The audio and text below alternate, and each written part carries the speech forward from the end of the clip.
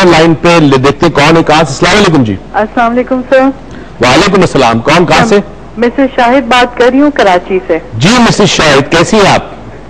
Sir अल्लाह का शुक्र है, और आपको फीडबैक देना चाहती हूँ। जी जी जरूर। और हेल्थ टीवी को भी फीडबैक देना चाहती हूँ। बिल्कुल।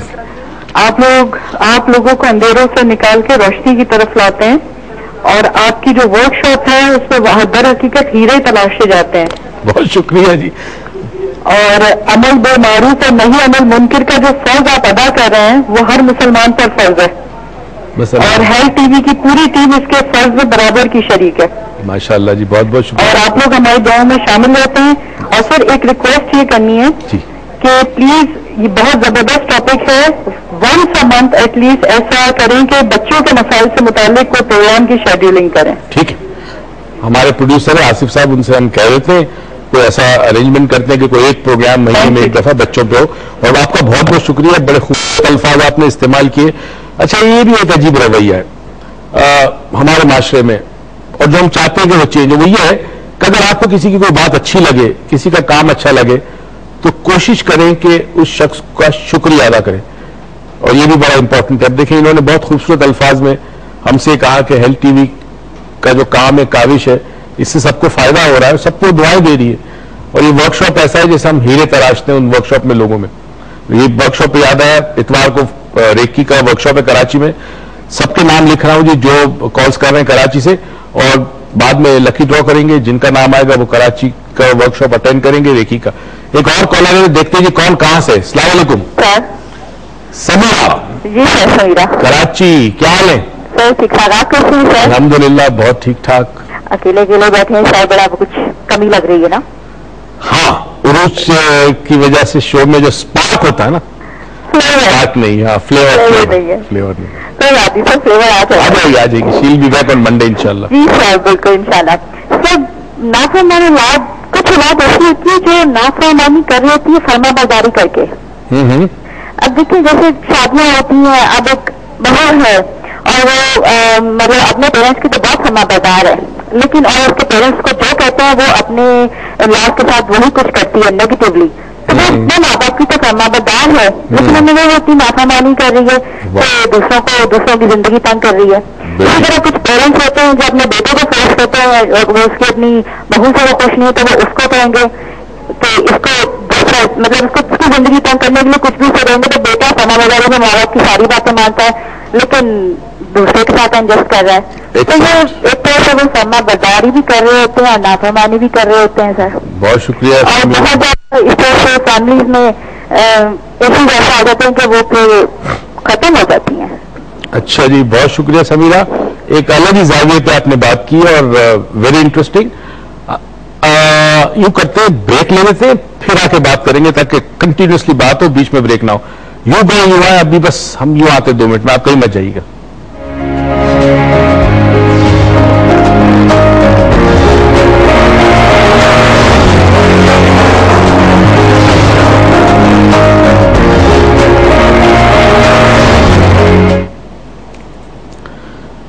वेलकम बैक नाजरीन। सोच रहा था मैं ब्रेक के दौरान कि जिंदगी, हालात और इंसान कितना बदल गया है। हमने भी अपना बचपन देखा, लड़कपन देखी, जवानी देखी, वो वैल्यूज जो उस वक्त थी वो अब नहीं है। शायद वक्त का तकाजा है, मगर क्या अगर कोई गलत चेंज है तो उस गलत चेंज को भी एक्सेप्ट करना चाहिए। समीरा ने एक सवाल पूछा, एक नया जाविया दिया कि एक बेटा जो अपने माँ बाप की बात मानता है और अपनी बीवी को तंग करता है, तो एक तरफ से तो वो फर्मा बरदार हुआ, माँ बाप की बात मानता है, मगर दूसरी तरफ वो जुल्म कर रहा है। असल में गलत बात मानना फर्मा बरदारी नहीं है।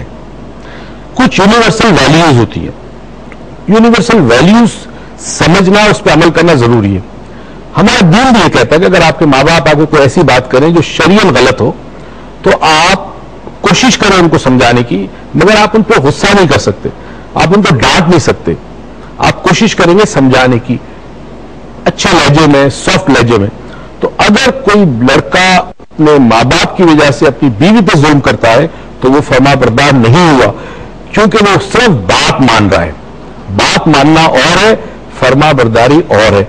فرما برداری کا تعلق قلب سے ہوتا ہے. بات ماننا ذہن ہے, ذہن کے اندر یہ کہ میرے ماں باپ ہے, مجھے بات ماننی ہے.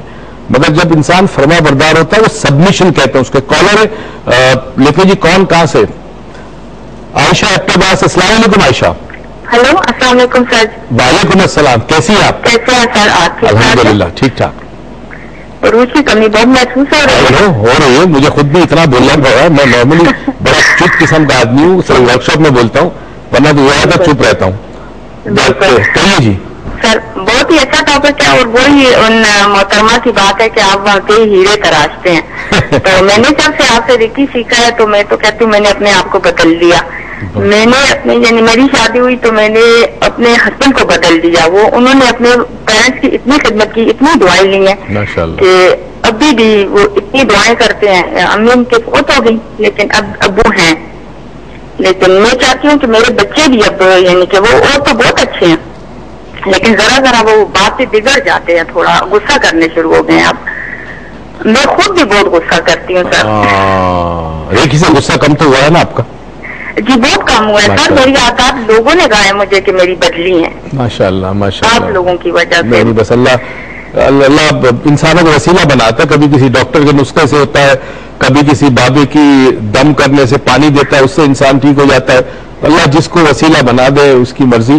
ہم تو وسیلہ ہے جی, ہمارے ہاتھ میں کچھ بھی نہیں ہے, پروردگار کرتا ہے یہ جب اسے کام کرنے ہوتے. لیکن آپ وہ انسان ہے سر جو اس کا یعنی کہ میں پروگرام صبح جب بیٹھتی ہوں نا میں ٹیون کرتی ہوں کہاں پہ سر موئز, میں ڈھونڈ کے آپ کو دیکھتی ہوں. تو بس کوشش کی ہے ذرا مارننگ شو میں کام آتا ہے, 1-2 چینلز ہیں اس پہ بڑی ریکویسٹ آتی ہے, میں چلا جاتا ہوں. بالکل, لیکن پھر بھی کوشش ہوتی ہے اپنی کہ آپ کو سنا. رات کا جو پروگرام ہے نا ہمارا ہیلتھ ٹی وی پہ, یہ نور عروج دل و جان سے کرتے ہیں, اور ہم یہاں پر آتے بڑا کچھ لے کر, بڑا شیئر کرنا چاہتے ہیں آپ کے ساتھ, اور جس کو کہتے ہیں نا کہ ایک دلی تعلق بنتا ہے ہمارا.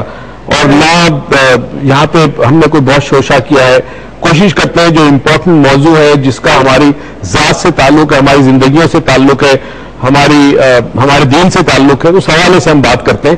اور آپ کا بہت بہت شکریہ. اور ایک چیز میں آپ کو بتا دوں کہ آپ نے جو بیج بویا ہے وہ پھول کا ہے, یعنی آپ نے اپنے ہسبینڈ کو چینج کیا, وہ اپنے والد کی بھی خدمت کر رہے ہیں, والدہ کی بھی کی ہے. تو اللہ تعالیٰ کرے گا تو آپ کے بچوں میں یہ چیز آئے گی اور وہ بھی آپ کی خدمت کریں گے.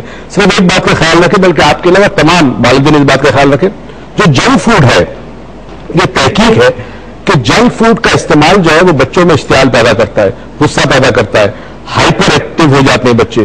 دوسرا لاؤڈ میوزک, کوشش کریں آپ کے گھر میں نہ بجے کسی طرح بھی, لاؤڈ میوزک بھی یہ پرابلم کریٹ کرتا ہے.